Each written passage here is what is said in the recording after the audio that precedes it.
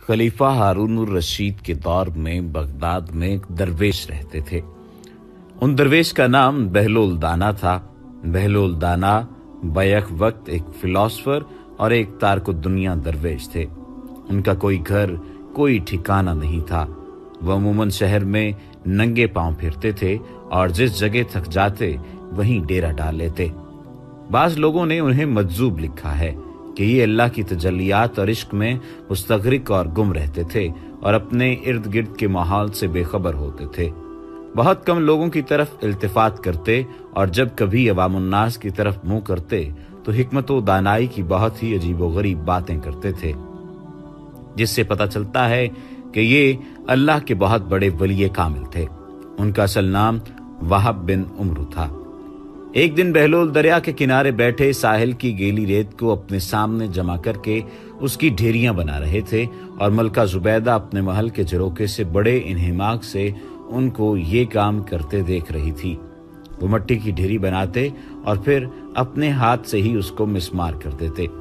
मलका झरोके से उतरकर अपनी सहेलियों के हमरा दरिया के किनारे आ गई और बहलोल से पूछा, क्या कर रहे हो बहलोल?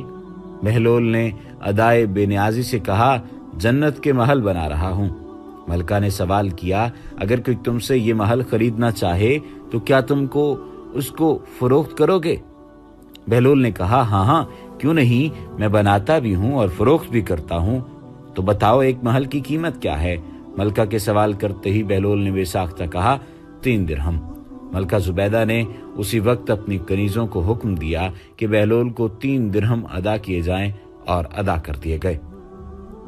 ये तमाम वाकया मलका ने अपने शौहर खलीफा हारून रशीद को बताया। खलीफा ने उस वाक़े को मजाक में टाल दिया। रात को जब हारून रशीद सोए तो उन्होंने ख्वाब में जन्नत के मनाजिर देखे। आबशारें, रखजारें और फल फूल वगैरह देखने के अलावा बड़े ऊंचे ऊंचे खूबसूरत महल्लात भी देखे। एक सुर्ख याकूत के बने हुए महल पर उन्होंने जुबैदा का नाम लिखा हुआ देखा। हारून रशीद ने सोचा कि मैं देखूं तो सही, क्योंकि ये मेरी बीवी का घर है। वो महल में दाखिल होने के लिए जैसे ही दरवाजे पर पहुंचे तो एक दरबान ने उन्हें रोक लिया। हारून रशीद कहने लगे, इस पर तो मेरी बीवी का नाम लिखा हुआ है, इसलिए मुझे अंदर जाना है।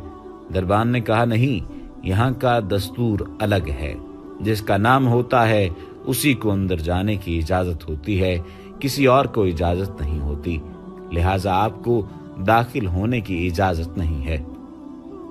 जब दरबान ने हारून रशीद को पीछे हटाया तो उनकी आंख खुल गई। बेदार होने पर फौरन ख्याल आया कि मुझे तो लगता है कि बहलोल की दुआ जुबैदा के हक में अल्लाह रब्बुल इज्जत के यहाँ कबूल हो गई। वो सारी रात उसी अफसोस में करवटें बदलते रहे। चुनाचे वो शाम को बहलोल को तलाश करते हुए इधर उधर देख रहे थे कि अचानक उन्होंने देखा कि बहलोल एक जगह बैठे उसी तरह मकान बना रहे हैं। हारून रशीद ने अस्सलाम वालेकुम कहा। बहलोल ने जवाब दिया, वालेकुम अस्सलाम। हारून रशीद ने पूछा, क्या कर रहे हैं? बहलोल ने कहा, जन्नत के महल बना रहा हूं। हारून रशीद ने पूछा, बेचोगे? तो बहलोल ने कहा, हाँ, क्यों नहीं, मैं बनाता भी हूं और फरोख्त भी करता हूं। तो बताओ एक महल की कीमत क्या है? बहलोल ने बेसाख्ता कहा, तेरी पूरी सल्तनत। हारून रशीद ने कहा, इतनी कीमत तो मैं नहीं दे सकता। कल तो आप 3 दिरहम के बदले दे रहे थे और आज पूरी सल्तनत मांग रहे हो। बहलोल दाना ने कहा, कल दिन देखे मामला था और आज तुम महल देख कर आए हो। खलीफा ये सुनकर घुटनों के बल बहलोल दाना के सामने मायूस होकर बैठ गए और कहा, हजरत, आप मुझसे मेरी सारी सल्तनत ले लें और मुझे एक महल दे दें। जब बहलोल दाना ने खलीफा की आजिज़ी देखी तो कहा कि मैं तुम्हारी सल्तनत का क्या करूंगा? इस दुनिया की मोहब्बत तो बहुत से गुनाहों की जड़ है। जाओ, अपनी सल्तनत अपने पास रखो। इस महल को भी तुम्हारे लिए 3 दिरहम में फरोख्त करता हूँ। हजरत सैयद नासिर सख्ती रहमतुल्लाह ताला अलैह फरमाते हैं, एक बार मुझे कब्रिस्तान जाना हुआ। वहां मैंने हजरत सैयदना बहलोल दाना रहमतुल्लाह ताला अलैह को देखा कि एक कब्र के करीब बैठे मट्टी में लोटपोट हो रहे हैं। मैंने पूछा, आप यहाँ क्यों बैठे हैं? जवाब दिया, मैं ऐसी कौम के पास हूँ जो मुझे अजियत नहीं देती, और अगर मैं गायब हो जाऊं तो मेरी गीबत नहीं करती। मैंने अर्ज की, रोटी महंगी हो गई है।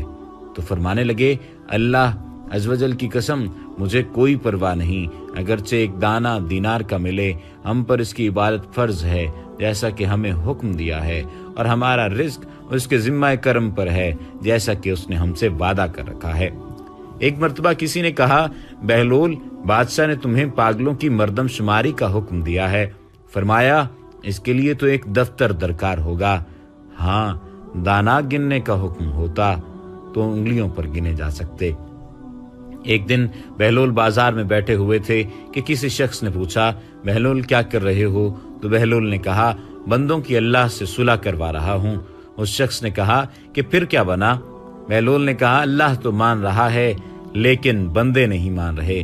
कुछ अरसे बाद उसी शख्स का एक कब्रिस्तान के पास से गुजर हुआ तो देखा बहलोल कब्रिस्तान में बैठे हैं। करीब जाकर पूछा, बहलोल क्या कर रहे हो? बहलोल ने कहा, बंदों की अल्लाह से सुलह करवा रहा हूं। उस शख्स ने कहा, फिर क्या बना? बहलोल ने कहा, बंदे तो मान रहे हैं मगर आज अल्लाह नहीं मान रहा। बहलोल की दानाई के बहुत सारे किस्से हैं, बहुत सारे वाकयात हैं जिनसे जिंदगी की उन तमाम तर कीमती बातों का अंदाजा होता है जो कि हकीकत पर मबनी होती हैं, और मालूम होता है कि इंसान अगर इन तमाम बातों पर अमल कर ले तो इंसान को किसी न किसी हद तक कामयाबी मिल सकती है। वाकया मशहूर है कि एक मर्तबा एक शख्स ने बहलोल से कहा, ए दाना बहलोल, मेरे पास कुछ रकम है, मुझे मशवरा दो कि मैं क्या खरीदूं कि इससे नफा हासिल कर सकूं। बहलोल ने उस शख्स को जवाब दिया, रुई और लोहा खरीद लो। वो शख्स रुई और लोहा खरीद लेता है। इत्तेफाक से कुछ ही दिन में रुई और लोहे की कीमत बढ़ जाती है, जिससे उस शख्स को काफी मुनाफा हासिल होता है।